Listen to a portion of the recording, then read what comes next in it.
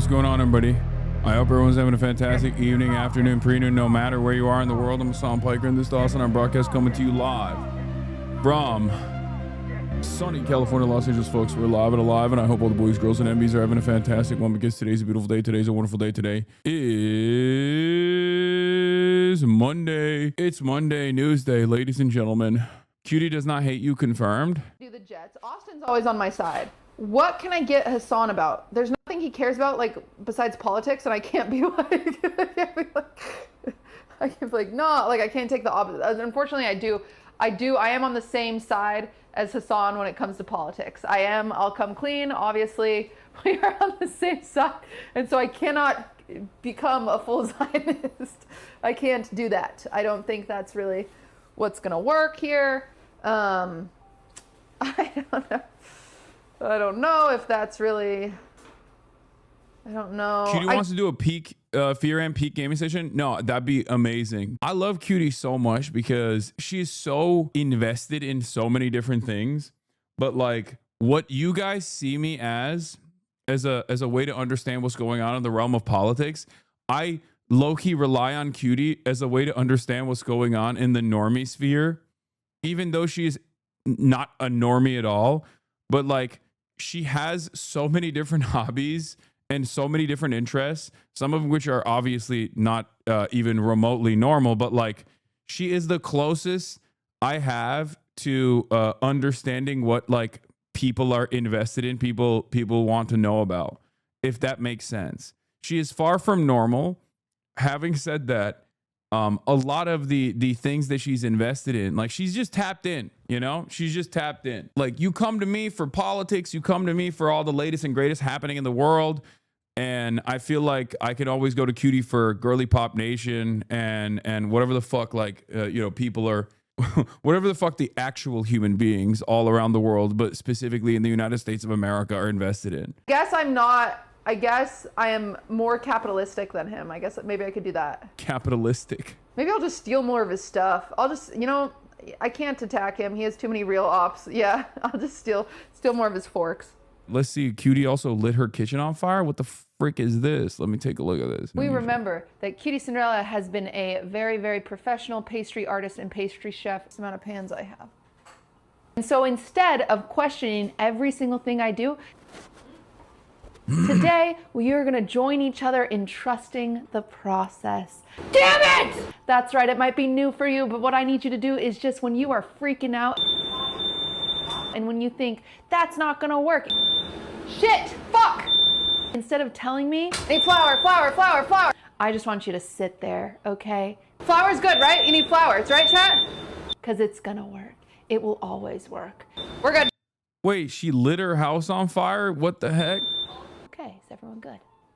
That caused this video. Hey guys, my name is Blair. If you don't know me, I am a trained pastry chef. I've been baking and cooking since I was 10 years old. And you know what we never talk about? We never talk about safety in the kitchen. And today I want to talk about specifically fire safety, because you never know when you're baking, something could catch on fire, and it's really important to follow these steps. Number 1, stay calm. That's the most important thing. Number 2, fire can't exist without oxygen and fuel. So the first thing you should do, yeah, she dropped, that's how you know it's serious. She dropped her government name, dude. Is turn off your oven and then close. It like freaks me out when I hear it. It freaks me out when I hear it because, like, I just straight up in the real world around other adults will call her QTCINDERELLA. Like, that's not even a joke. I have never in my life called her Blair. I just say QTCINDERELLA. Like, that's, to me, that's her government name. The door, never open the door. Eventually the oxygen will deplete and the fire will go out. Of course, if the fire gets too big, call 911, or if it's out of control, call 911 right away. If you're in a panic scenario, maybe you need to smother a fire to put out the flames, baking soda is always your go-to. Never use flour. Baking soda is really, really important. I would never, ever, ever use flour. On top of that, you know, trust your gut. If you have to call 911, do that right away. They would rather show up to just smoke than to a burnt down house. What's most important is you and your family, not your cookies in the oven. Instruction unclear. I feel like I gotta use flour now. Do you call Leslie Foosley and Myung Killer Katamina? Ain't no way. No, that's not. I switched between both for Foosley and Myung. I just call Myung. But with Cutie, I don't know. I've just never not called her Cutie. What does Ludwig call her? I don't know. I think Ludwig also calls her Cutie. Isn't that crazy? Wait, I also just realized like there are not that many people in this space that just have their full government names as their usernames. And Ludwig is one of them, obviously. And me and Will and Caroline are obviously also using our government names. But like that kind of makes sense because we're older.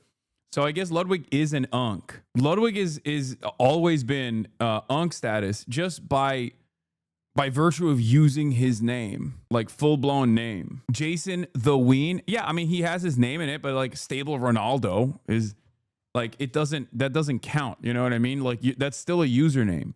Jason the Ween is still a username. Whereas Ludwig Ogren is his full government name. Lud used to have a channel name back when he made YouTube videos in high school. Bebela. I don't know what that is, but I do know he's white and he's also from New Hampshire.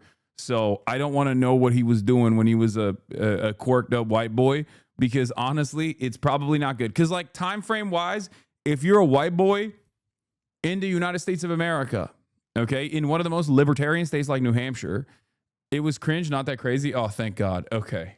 I was worried. It was theater kid shit, nothing bad. Oh, thank God. Thank God he was gay instead of, because like white boys in their teenage years have two speeds, gay or racist, sometimes both. And like, I'm so glad that he was just gay instead of, he was one of the gay white boys instead of and I myself was one of the gay white boys too, for the record. You know, I was too invested in constantly doing deviant art and like drawings and shit to get into some real trouble. Bro, what the fuck? Hasanabi, chill. No, that's how it works, man. You either go like the theater kid route or you're racist. I feel like there's nothing in between. When you're growing up in the United States of America, okay, and I grew up in Turkey, so it's a little bit different, but like you're growing up in the United States of America at that time frame, you either were racist or gay. The in-between are the band kids? Yeah, I guess. Anyway. And you know what? It's always good for all of us to have a fire extinguisher in our kitchen, so I would recommend that too. Anyway, happy baking. I hope you guys have a great week.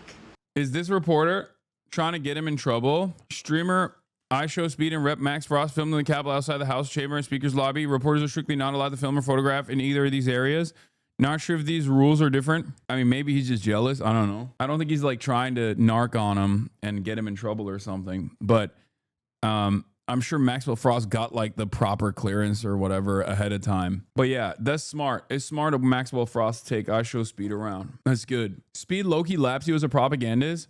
I think the amount of benefits you get when you're not clocked as an inherently political person is fantastic. It's too late in my career to obviously get those benefits.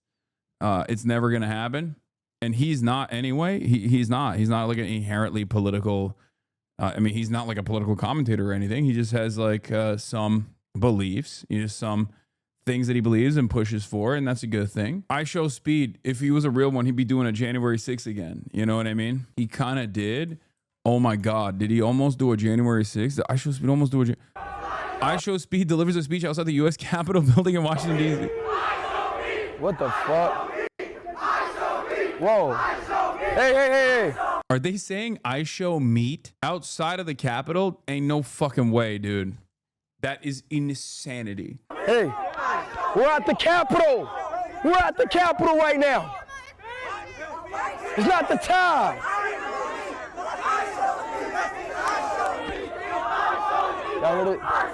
What the fuck?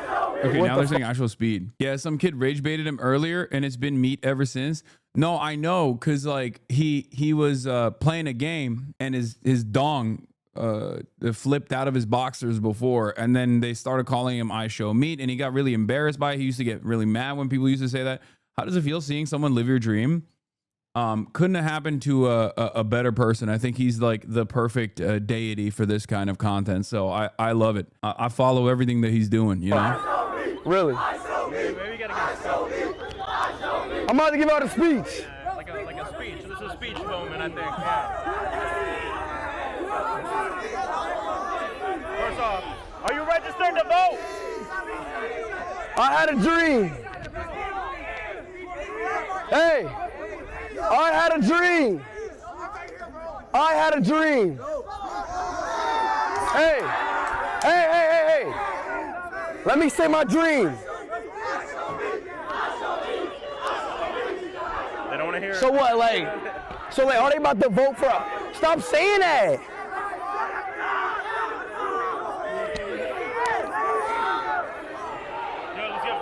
Let's get a photo. They saying ice. Did MLK get rage baited in the past? He did, famously by the FBI, but he didn't take it. You know what I mean? Is Frost actually progressive or just a Gen Z congressman by your estimation? If I'm being really real, I mean, I've had him on the stream before. I think there are some areas where he's like obviously much more progressive than the average congressperson by virtue of being young, but in many areas where he needs to be a bold voice for change, he is not. Specifically, the Israel stuff was like a major point of contention, I think, early on in his career, where he just kind of dropped that instantly. And maybe that was like pre-October 7 calculations. But even then, right now, as someone who is Gen Z and representing that voice in Congress, he should be one of the boldest anti-Israel voices in Congress right now. That's what he should be doing. And the fact that he's not doing that is disappointing for sure. But yeah, I mean, as far as his like policy goes, like he is in favor of a lot of the same shit that the average progressive caucus member is in favor of. You know what I mean? This is my office. You know, this is the front. This is some money we brought back to the district. Very important. Transportation, housing, all that. Wow. I believe in canceling student debt. That's at a student debt rally. Student debt. This is usually where my team is working. Everybody's in here pretty much. These are like some of the bills I've introduced. NJP, Renters Act. During my campaign, I experienced homelessness. So I do a lot around housing, tenants, renters, stuff like that. Ooh. Yes, sir. This office got a good vibe to it. Yeah, we want to make it feel like homey for people, you know? And this is my office. You know, this is where I spend a lot of time.